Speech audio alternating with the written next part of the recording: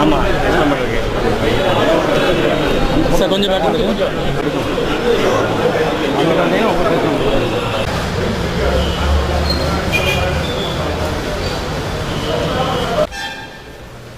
மாற்று வழியில் உற்பத்தி செய்யக்கூடிய சிறப்பு விருந்தினராக வருகிறது நம்மிடையே சிறப்புரையாற்ற இருக்கின்ற தமிழ்நாடு தொழில் வர்த்தக சங்கமும் இந்திய தொழில் கூட்டமைப்பு நடத்துகின்ற இந்த கருத்தரங்கிற்கு வருகிறது தலைவர் திரு அந்த அமைப்பின் துணைத் தலைவர் டாக்டர் ரோஹிணி ஸ்ரீதர் அவர்களே தமிழ்நாடு எங்களுடைய ஆலோசனை